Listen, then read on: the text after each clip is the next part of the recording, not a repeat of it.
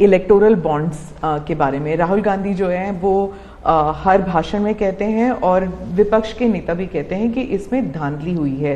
आपकी पार्टी के लोग भी कहते हैं कि अगर गलती है, अगर इसमें कोई गुंजाइश है इसके सुधार में तो वो कर सकते हैं। क्या ये गलत फैसला था इलेक्टोरल बॉन्ड्स का? पहली बात है कि हमारे देश में लंबे अरसे से चर्चा चली है कि चुनावों में काला धन एक बहुत बड़ा खतरनाक खेल हो रहा है। देश के चुनावों को काले धन से मुक्ति मिले, इसके लिए कुछ करना चाहिए। चर्चा लंबे समय से चल रही है। चुनाव में खर्च तो होता ही होता है, कोई इनकार नहीं कर सकता है। मेरी पार्टी भी करती है, सब पार्टियां करती है, कैंडिडेट भी करते हैं और पैसे लोगों से लेने पड़ते हैं, सब पार्टियां लेती हैं। मैं चाहता था कि हम कुछ कोशिश करें कि इस काले धन से हमारे चुनाव को कैसे मुक्ति मिले, ट्रांसपेरेंसी कैसे आए। एक प्रामाणिक पवित्र विचार मेरे मन में था। रास्ते खोज रहे थे, एक छोटा सा रास्ता मिला, वही पूर्ण है। वैसे हमने उस समय भी क्लेम नहीं किया था, पार्लियामेंट में डिबेट में सबने उसको सराहा भी था। आज जो लोग उलट पुलट बोल रहे हैं उन्होंने सराहा था, पार्लियामेंट डिबेट देख लीजिए। हमने कैसे कैसे काम किया, जैसे 1000 और 2000 के नोट खत्म कर दिए। चुनाव में वही बड़े बड़ी मात्रा में ट्रैवलिंग करते हैं,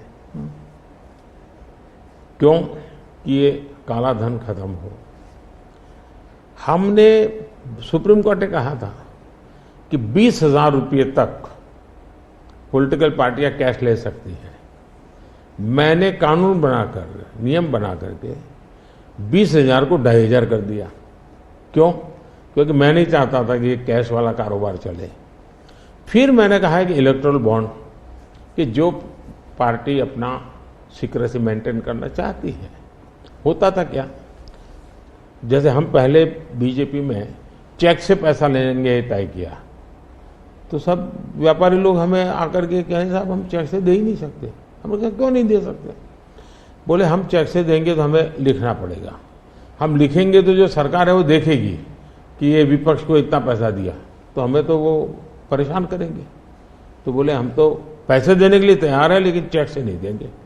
तो मुझे याद है हमारे 90 के दशक में जो चुनाव में हमको बड़ी दिक्कत आई थी, पैसे नहीं थे हमारे पास और हम नियम लगा के बैठे थे कि हम चेक से लेंगे। देने वाले देने को तैयार थे, चेक से देने की उनकी हिम्मत नहीं थी। तो ये सारी चीजों का मुझे पता था। तो मैंने कहा तो हमने कहा भाई ऐसा है, अब देखिए इलेक्टोरल बॉन्ड न होते तो किस व्यवस्था में ताकत है वो ढूंढ के निकालते कि पैसा कहां से आया और कहां गया। ये तो इलेक्टोरल बॉन्ड की सक्सेस स्टोरी है कि इलेक्टोरल बॉन्ड थे तो आपको ट्रेल मिल रहा है मनी का, कि किस कंपनी ने दिया, कैसे दिया, कहां दिया। अब उसमें अच्छा हुआ बुरा हुआ वो विवाद का विषय हो सकता है, इसकी चर्चा हो। मुझे जो चिंता है वो, मैं ये कभी नहीं कहता हूं निर्णय में कोई कमी नहीं होती है। निर्णय तो चर्चा कर सीखते हैं, सुधारते हैं, इसमें भी सुधार के लिए बहुत संभावना है। लेकिन आज हम पूरी तरह काले धन की तरफ देश को धकेल दिया है और इसलिए मैं कहता हूं सब लोग पछताएंगे। जब बाद में ईमानदारी से सोचेंगे सब लोग पछताएंगे। अब देखिए इलेक्टोरल बॉन्ड का भी विशेषता देखिए कैसा झूठ चल रहा है। कुल देश में 3,000 कंपनियों ने इलेक्टोरल बॉन्ड दिए हैं। उसमें 3,000 में 26 कंपनियां ऐसी हैं जिन पर कार्रवाई हुई है। ये कहते हैं ना ईडी वीडी टिकना फला, 3,000 डोनर है उसमें सिर्फ 26, और उनमें से 16 कंपनियां ऐसी थी छापा जब लगा उस समय बॉन्ड खरीदा। कोई जोड़ सकता है इसको?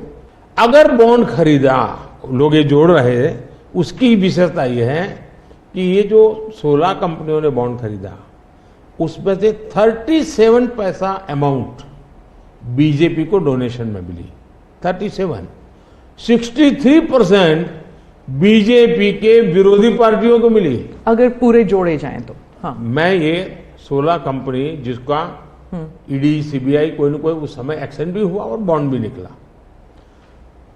37% अमाउंट बीजेपी ने, 63 ऑपोजिशन को।